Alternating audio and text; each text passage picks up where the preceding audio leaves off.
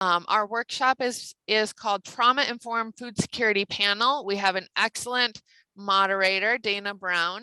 She's the organizational liaison for PACE's Connection. She's a social entrepreneur. Dana founded a character development program at Tierra Santa Elementary. She co-founded Youth Voice and Our Souls. She serves as a commissioner on the Commission on Gang Prevention and Intervention and has been vested with several boards and advisory councils, including the San Diego Trauma Informed Guide Team, which the food bank is a part of, and we encourage you to be a part of that, as well as USD's Character Development Center. Dana says she is living her soul's purpose of co-creating with like-minded individuals our systems change and socio-ecological model through advocacy, prevention, and resiliency building. You know, Dana, I have known for 3 to 4 years now, and she is one of the greatest experts in trauma-informed practices. And I've really brought to her attention how much work we're doing as far as trauma-informed practices in the food security world here. And so she's had the opportunity to meet 3 panelists that she will be introducing. And I will kick it off to Dana to introduce those panelists and facilitate this discussion about trauma-informed food security. Thank you so much, Shelley, and thank you to the San Diego Food Bank for hosting this phenomenal. I'm so inspired, and we're only a little over an hour into this. It's every single one of you. Thank you for what you do. It's so critically imperative. And I am thrilled to introduce you to our panelists today. We have Rocio Hammersheim representing Father's Joe's Village. We have Oscar Gomez representing Metro Area Advisory Committee, the MAC project. And we have Herminia Ramirez representing Vista Community Clinic. So I'm thrilled to shine a spotlight on these pockets of greatness in our region. We had an opportunity to all connect with each other, and it's really phenomenal what they are doing. And so we know that with what the supervisor shared, what Casey, what Shelley has shared, we know with Maslow hierarchy of needs that living in a food desert and being food insecure is gut-wrenching, and there's shame and there's so much vulnerability, and it can lead to illness and disease. And so when we look at the Maslow hierarchy of needs, I would love to ask, and Oscar, if you could please share with the attendees, how has your organization, the MAC project, how are you trauma informed on behalf of the children, youth, and families that you serve? Thanks, Dana, for that question and for kind of all the work, all the preparation you gave us. We really appreciate it for anyone that's been on a panel. So I would say that MAC at its core, our mission is really to build self-sufficiency in the families that we serve. And in order to do that, there's a recognition that every family is different, and every family is a leader within themselves. So it's important for us to be able to understand, and whether that's at our Head Start program, in our charter high school, or at any one of our 7 food distributions, that we need to be able to meet families where they are at and not have these kind of preconceived assumptions of who they are because they're attending any one of our programs or because they're at our food distribution sites. So meeting them where they're at is really a core social work function, and I am a social worker by trade. So we let them decide how much they want to be involved. MAC in itself has a lot of different opportunities. You can come, you can be a one-touch, you're just coming for diapers, you're just coming for food. And then, we'll see you again when we see you again, or we have the option to stay engaged with us. You're coming to meet with us for emergency food or financial assistance, or you want to enroll in our Head Start program. And then we can kind of take it from there. We let them kind of be the leader of where they want to go. So that is an understanding that we have, and something that we talk to our staff about. Everyone on this panel that's worked in direct service knows that the more you meet families, the more biases you create. And it's really up to us to start to kind of break down those biases and say, I know I've seen a family just like this, and I think this is what they need.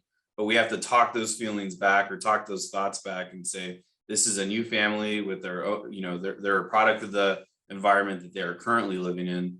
And I think what really helps us, because we are a countywide, we're not in one location, we're in multiple locations countywide, but we across the organization have those types of trauma-informed trainings or cultural competency training, anti-bias training. We did a big anti-bias training with ADL a couple of years ago. And then we've carried on the work since then. So I'll stop talking and let the other panelists go, but I think just the core of it is really meeting families where they're at and just not assuming their circumstance, letting them drive. Thank you so much, Oscar. And you really epitomize cultural humility. Thank you very much for what you shared about the MAC project. And Herminia with Vista Community Clinic, would you please share, how is your organization trauma informed on behalf of the children, youth, and families that you serve? Sure. Thank you, Dana, and thank you, Oscar, for kind of sharing those things about MAC. For Vista Community Clinic, our vision is a community where everyone chooses health. And one of the things that makes me most excited about working there is, as an agency, that's our vision, but it's also our commitment to make sure that folks are choosing health and not only choose it, but also have the resources to really be able to be engaged in their own health journey. I'm going to highlight 4 kind of items that I feel have really been the staple and kind of driving force behind our trauma-informed efforts: consistency, intentionality, accessibility, and responsiveness. And of course, some of those things speak for themselves. Consistency, intentionality, and accessibility are all sort of commitments that the clinic has made to ensure that during the pandemic, especially, which kind of changed our circumstances, we remained a constant resource for the community, both in health and food-related resources. We shifted our food distribution efforts, but we didn't stop the service, because we know that as much as these resources are critical for the community, they're also a critical touch point for us as agencies. And we're able to get out things like COVID messaging out into the community. And really, more than anything, stay connected. And I think all of us know that it's so important, because when we stay connected as agencies, we're also keeping the trust in the community there. And the trust grows, and that's really a benefit to us as an organization. And lastly, I want to highlight responsiveness, mostly because I feel like that's the most important kind of prong in terms of what drives our efforts. I think dittoing what Oscar said is, in terms of engaging folks and making them be the leaders, well, we want really a response from the community in terms of, what do they want to see in their food distributions, what's more useful, what hours are helpful, what days of the week, everything from operations to how we do service delivery, and collecting that information from the community that we serve and acting as an agency to really respond to the things that we're hearing out in the community. And so, those are just some things. Of course, I could probably go on, but I just wanted to highlight those 4. Thank you so much, Herminia. And you really articulated how you're humanizing the spaces within Vista Community Clinic. Very inspiring.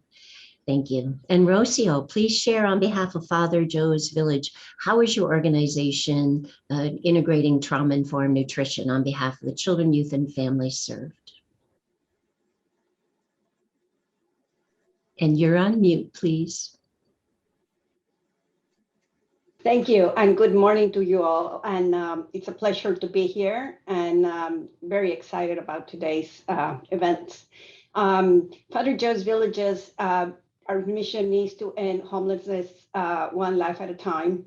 And really, in as it regards to trauma-informed, we stay within our values. And our values, we do everything with compassion for the people that we serve. We want to meet the physiological needs or their basic needs to get some assistance in food to them right away. And we do it with respect, respecting everybody's situation. And again, like Oscar said, meeting them where they are at.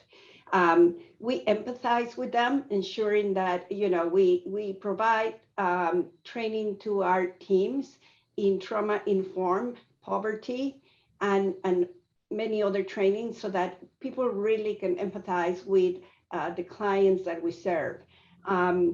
We feel that we're providing the food pantries, we're really empowering them to continue their journey and to really get out of the situation that they might be. And really, we do it also with dignity. So those 5 things are really key to our mission and our core values. And we follow that not only with our clients, but also with our teams that work here. And to say more, in meeting the clients where they are, we want to make sure, like Herminia said, by staying open through the pandemic, we were able to get the message out, like Herminia said, but also to bring a meaning to our services, similar to Oscar's MAC. And we wanted to make sure that we continue to provide the medical care that they need. So if they came to our clinic, we were able to refer him to the food pantry, or we were able to give him a meal for the day.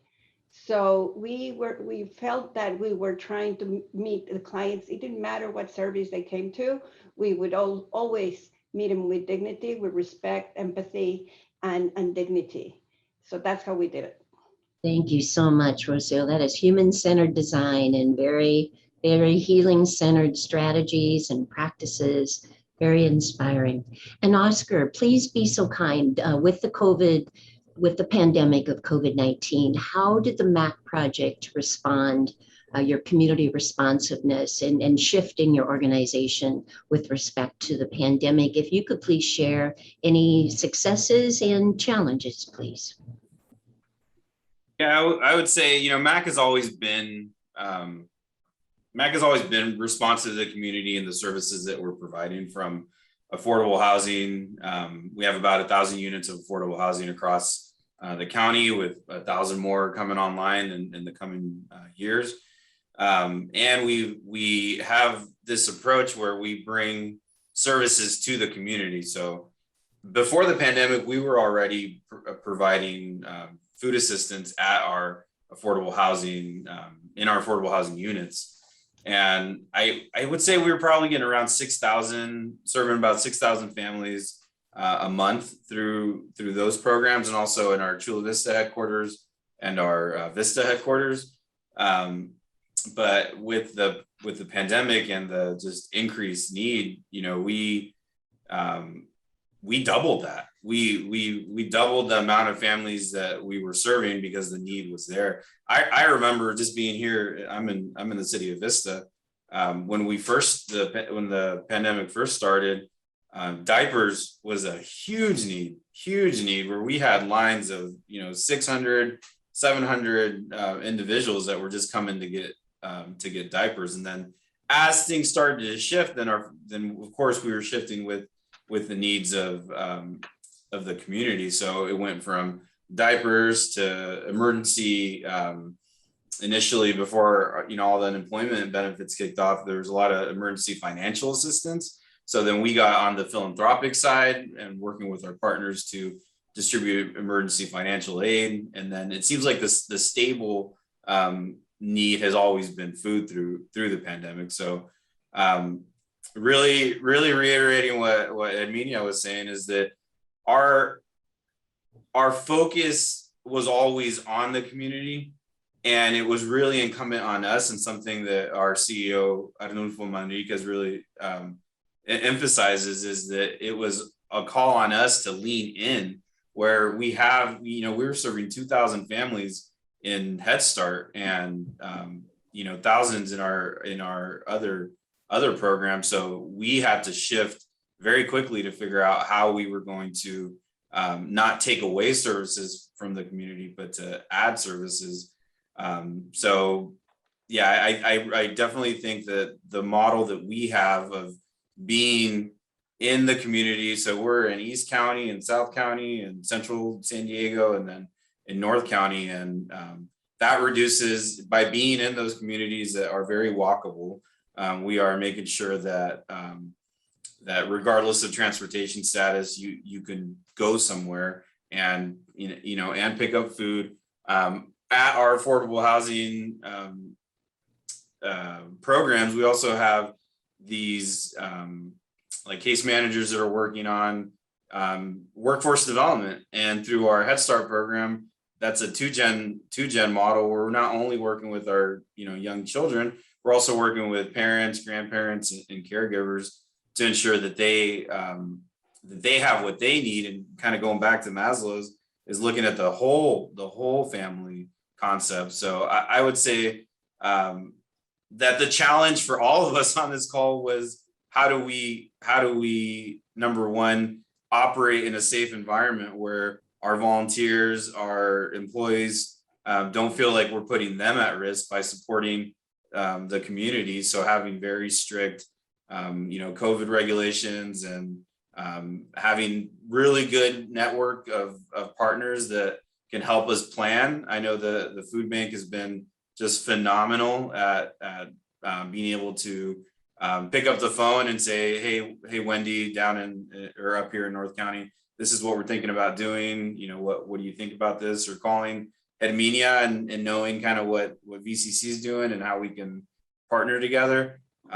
So yeah, everyone had the challenge of adopting a model with a global pandemic, but certainly the success has been that here we are. We're about to be in October, and we started this in March of 2020. So I think if you haven't given yourself kind of a pat on the back and thank you to your staff, like we've made it a long way, and we've served thousands of families along the way. And I think a lot of us have picked up different methods to say, even after the pandemic, we know that we want to continue to perform in this fashion. So I'd say that those have been some successes, and kind of ways that we've had to modify services. Yeah, thank you so much, Oscar. And reducing those disparities, increasing access, your holistic design of the MAC project throughout the county, it's just phenomenal. Thank you for sharing. And Herminia, please share. I know when we had met, you said that your team shut down for 2 weeks, and then you shifted everything in your community responsiveness. Please share more your organization's shifts from the pandemic.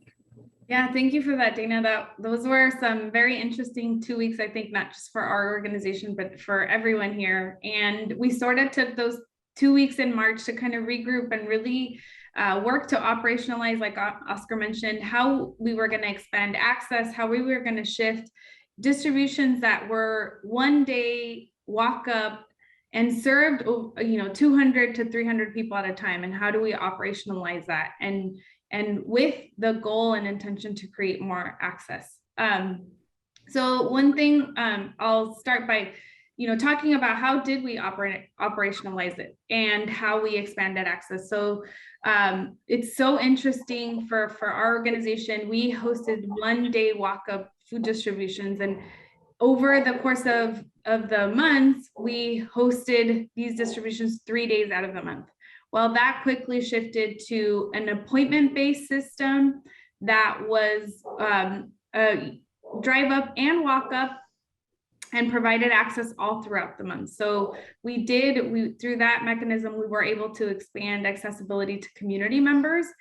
And one of the challenges I'll note in terms of operationalizing all of it is we also had to change locations. Our clinics where we hosted some of our food distributions now had a pressing priority, which was COVID vaccine testing, and really using our entire campus. We got really creative as an organization, as a clinic, and as a responder to COVID in a different way in a clinical setting in terms of how we used our space. So the food distribution, to maximize safety, shifted away from our campuses. Okay.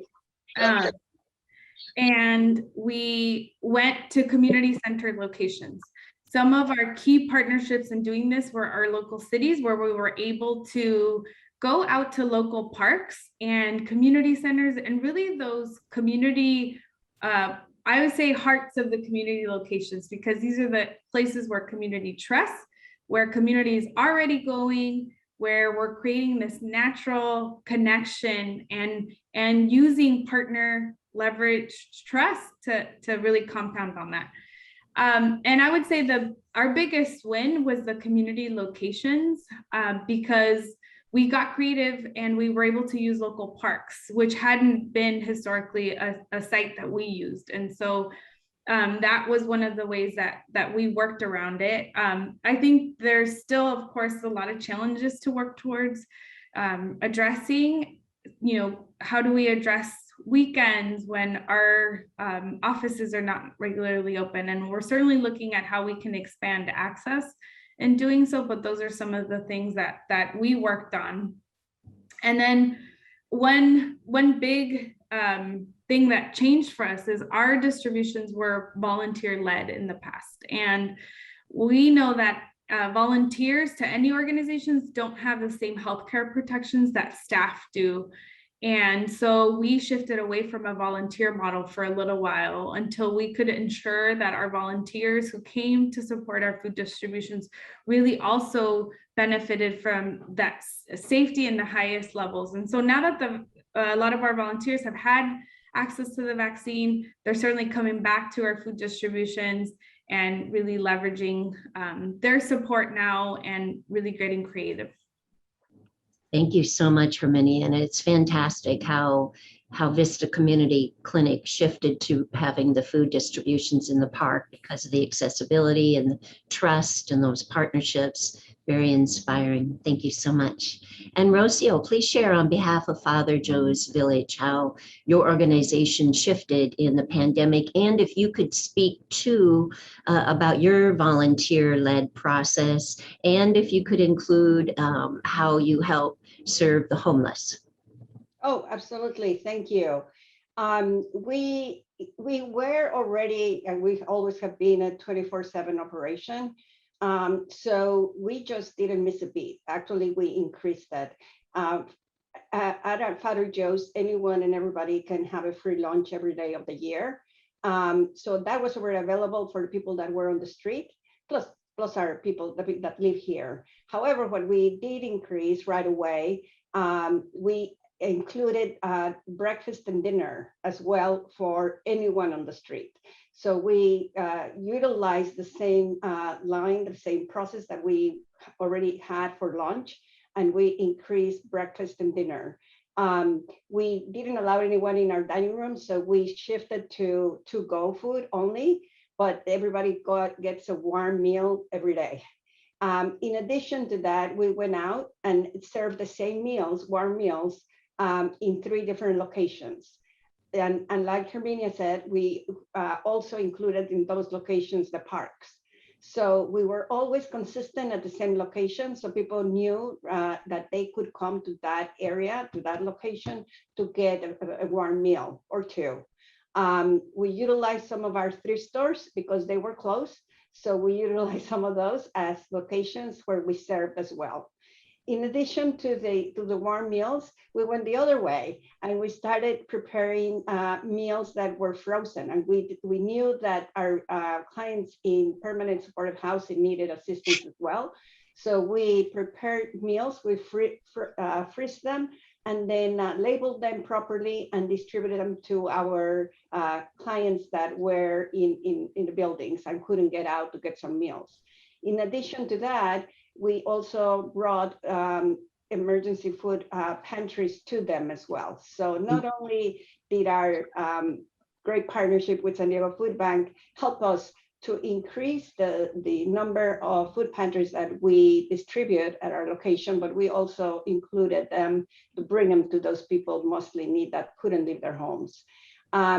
Because of the partnership, we were able, with a food bank, we were able to increase the food distribution that we did in our warehouse. So we're about 1,000 meals, serving about 1,000 families per month now.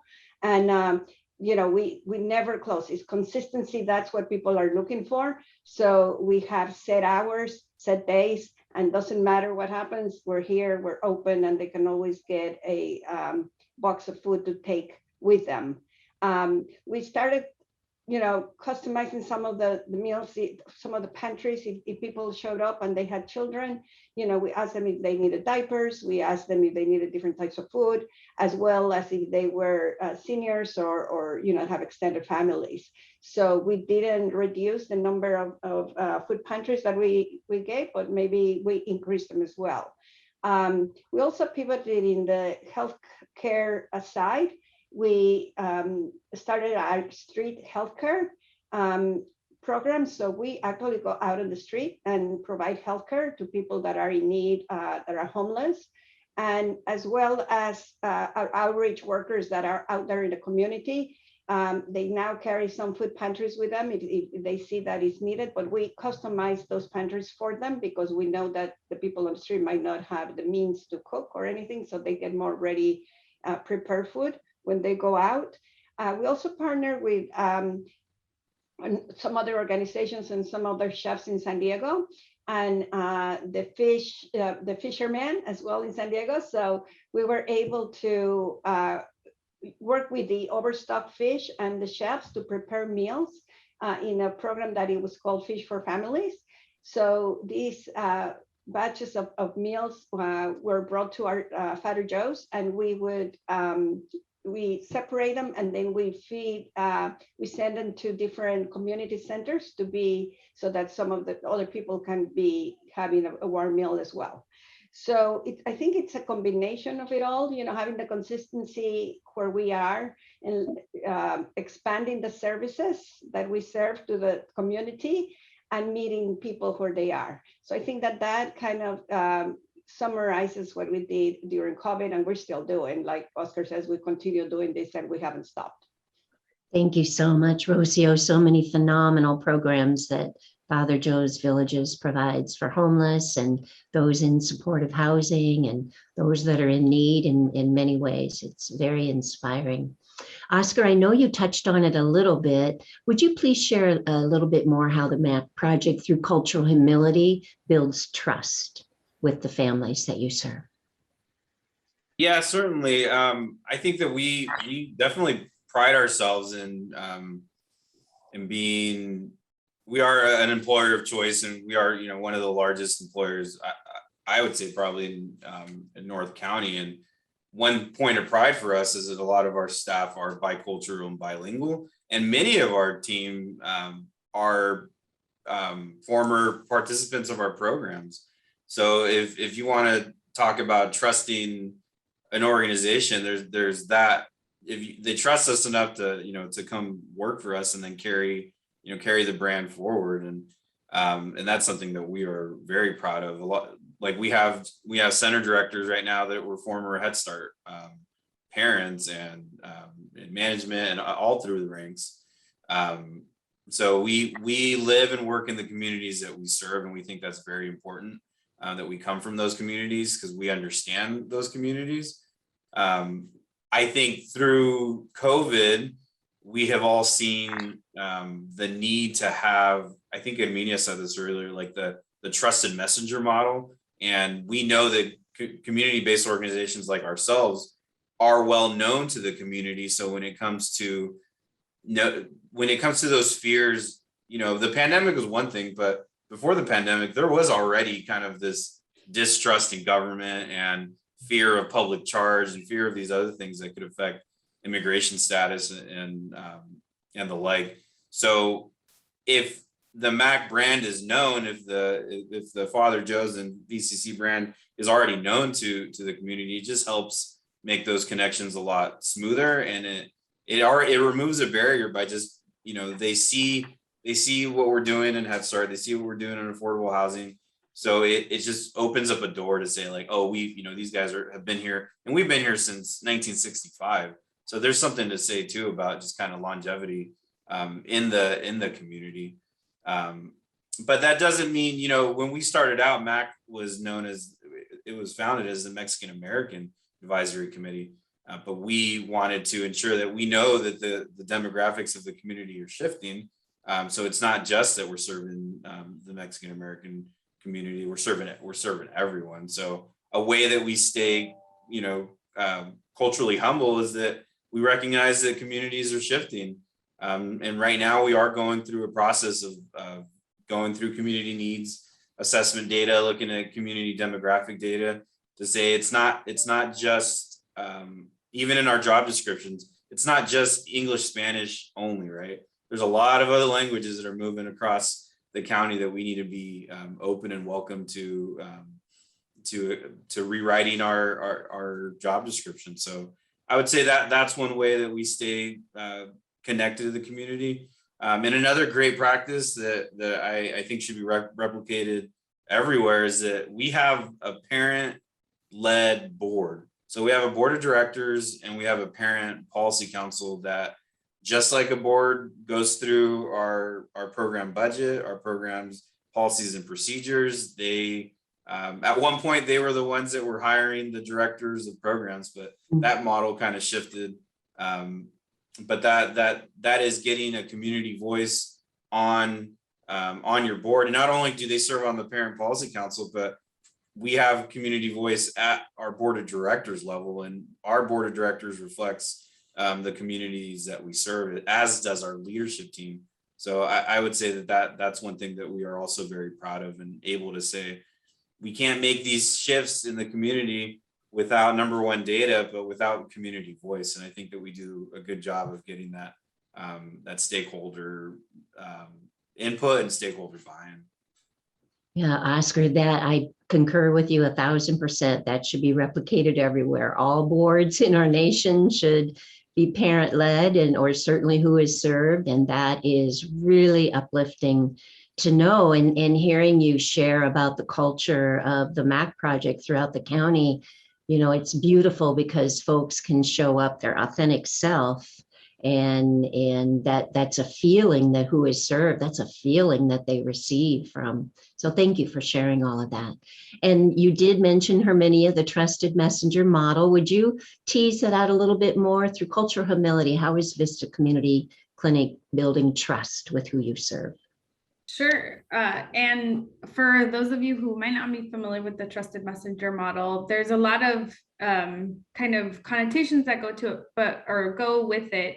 But for Vista Community Clinic, our trusted messenger model is having peer components to the work that we do. And we do that through the promotor or community health worker model, which a lot of you might be familiar with.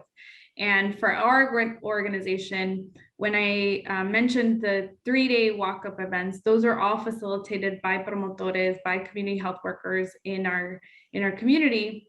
And we shifted to our staff who still in a lot of roles act as community health workers and are those trusted messenger is in the community. I think we do that by having them there present at our events, of course. But one of the things that kind of piggybacking on what Oscar just shared is that advisory committee.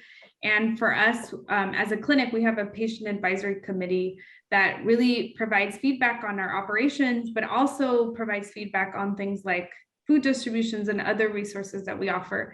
Our work is centered out of our health promotion center, which really focuses on public health prevention and promotion out in the community. And so we have a catch-all, if you will, department within our clinic to really supplement what we do in clinic, which is where our original ideas about the food distribution started is we know food is medicine, we know culture is medicine, and how can we incorporate these two?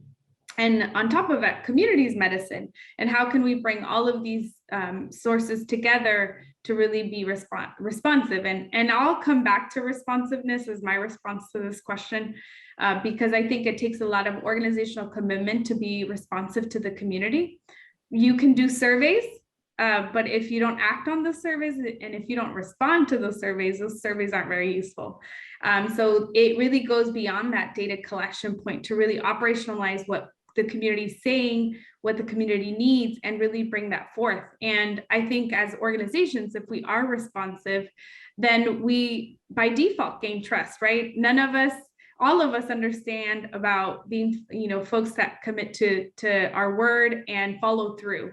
And for the community, there isn't a bigger staple than following through. If we collected this information, if a lot more folks said that our food distribution should be at in the afternoons rather than the mornings. And as an organization, we need to commit to be able to respond to that. And I think aside from responsiveness and obviously highlighting that as kind of one of our staples is also knowing that we don't know it all as an organization, and being that being the foundation for our cultural humility. The community we serve knows most, if not all, about the community we serve. And we do benefit from folks who support our efforts from being part of that community, but it's a much larger picture and how it all fits in our community, in our resources, and really pulling in stakeholders to be able to respond. And, of course, earlier I highlighted partnering with the cities, City of Vista and City of Oceanside, particularly to get access to their sites, because their sites were the most accessible. Their sites have the most, pedestrian traffic that we want to make sure that our food distributions were responsive to. And then really weaving all of these components together to provide a final product that really benefits the community. And for us, it really has been making it a catch-all, right? These connection points. Food distributions we're reimagining now as one-stop shop. And one of the newer things we're doing, for example, is bringing out our mobile unit along with our food distribution efforts. And in the future, we're getting ready to be able to not just provide food resources, but also health resources out in the field and going to the community. And I'll end with the going to the community in terms of asking for feedback and being accountable to them as our kind of tool to be culturally humble. Thank you so much, Herminia. And utilizing the promotores is such a phenomenal model because of the trust building and the bridge, and then hearing you share about your organization and how they truly every step of the way, the catch-all that food is medicine, culture is medicine, community is medicine. Thank you for sharing so much, Herminia. And Rocio, please share on behalf of Father Joe's Village, how is your organization through cultural humility building trust with who you serve? I think I'm going to start with the little ones that we serve. And, we have a therapeutic childcare at Father Joe's, and the center is open for all of those that we serve, and so that they can in turn get well and continue their journey either in healthcare or continue to get better so that they can move into their own apartment. So we take care of their children to ensure that they have that security that someone is also taking care of their kids. So we serve children anywhere from 0 months to 18 years. So they can really, start, continue their growth. And I think when I feel of trust, when you trust us to take care of your children, we have gained your trust. And it's not that easy. It's for some of us, it's like, oh wow, you get healthcare, that you get childcare, that's great. Here are my kids. For them, they don't let them go, right? You don't know what traumas they had in the past where their children were taken away. So it is a journey for them to be able to leave their children with our care. Of course, once the children get with us, they're going to get all of their needs met, those that are intellectual, but also physical and health as well. So I say that because that transpires to the parents and the single adults that are with us. We meet them where they are, and we entice them to continue in the healthcare side with their regular checkups, which is difficult for them to do. Sometimes they don't remember or whatever. So we want to incentivize them to come back to us and continue to trust us. I think one example that I can come up with that is that, we have several patients that typically will rely on the emergency room for their healthcare. And when we're able to bring them back and they said, no, now I changed my motto, so to speak, now I can come to you for all my healthcare needs. That's when we know that we gain their trust, and they'll come back to us time and time again. I think the other thing with humility is, we want to make sure that they take part in all the holidays that we all have. So I think that also to me brought our holiday meals and our holiday events. We didn't stop those through COVID. We continue to have them, and we pivoted to a different way. But everybody decorated the campus on a holiday spirit. We gave everybody a gift. And we brought Santa Claus during Christmas in the trolley to the courtyard for the children and gave them gifts. But also to the single adults that were either on the street or with us. Everybody walks away with something at every holiday. So we want to make sure that we're humble and we bring them all, and we make them part of our family, so to speak. We're at the same level. I think, like with Oscar, our employee population represents those we serve throughout, as well as the board of directors, as well as people in directors or management. So we're able to understand where people are and understand their backgrounds and everything else. So I think that I'm watching the time because I know it's so I leave it at that and give it back to you, Dana. Thank you. Thank you so much, Rocio. And I know we just have 5 minutes left. I'm hoping that everyone here was profoundly inspired by the holistic lens that you've heard from Oscar, Herminio, and Rocio, the healing-centered, the human-centered design of their organization, how they have been community responsive through cultural humility. And when Oscar and I think Rocio shared their board, and then Herminia shared with in their medical clinic of how they're really truly led by who is served. And so in honoring time, in closing, Oscar, I know I was going to ask all of you, what gaps do you see in food security in our region? I was wondering if Oscar, for all three of you, would you just share from your heart, how is this experience for you with your leadership role in such a critically imperative thing, looking at the Maslow hierarchy of needs as food, and your role as a leader in helping thousands of families? Yeah, it hasn't. I think a lot of us are really burnt out, and it's really important for us to recognize burnout in our own staff. So that's kind of where I sit in my position here with MAC, is ensuring that we have a pulse on those who are serving the population and understanding kind of what needs they have, and realizing that this is all big, right? This is all huge societal things, and we can't do it ourselves. So having really good partnerships with other organizations that we can come together to help alleviate some of that stress and pressure that you might feel as an organization to say, this is my pocket of the city and I really feel like I need to do this here, but to take a step outside and say there's other organizations that could join us in this.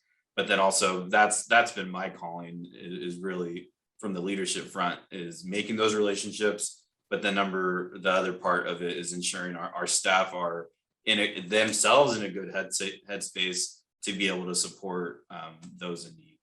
Yeah, thank you, Oscar. Very powerful, and encourage all of you to be at the last session of today, which is on self-care.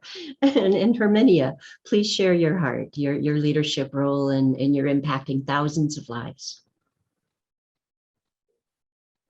I think for me, the biggest impact has been really with the innovation behind all of this. And that's for me where I find my sweet spot for work, when I get most excited and, when I feel like I, get that energy for my own team, where we're really looking at food in a different way through trauma-informed care, and really being challenged as an agency to be innovative and step up and be accountable to community. I think that's where a lot of exciting things lie, and where I think there's also a big responsibility in the leadership of deploying out and operationalizing all of this.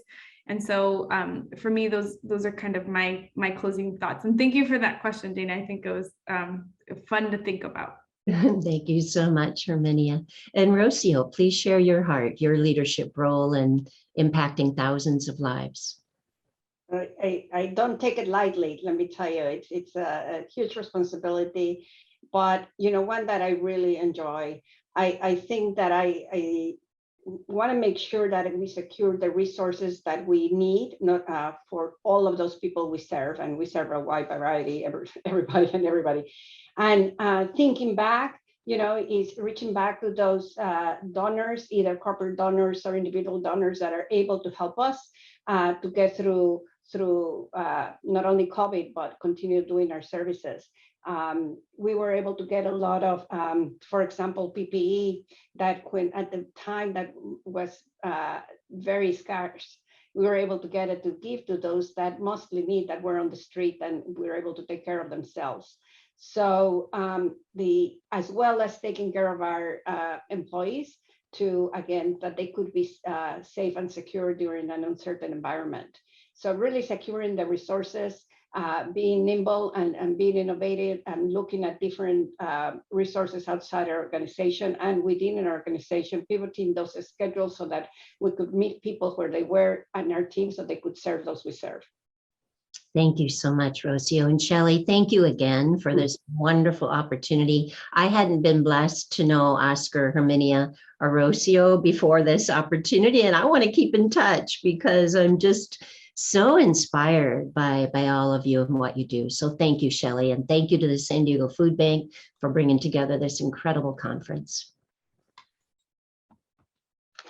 Thank you so much, Dana, Rocio, Herminia, and Oscar. You guys were awesome. What a great session on trauma-informed food security.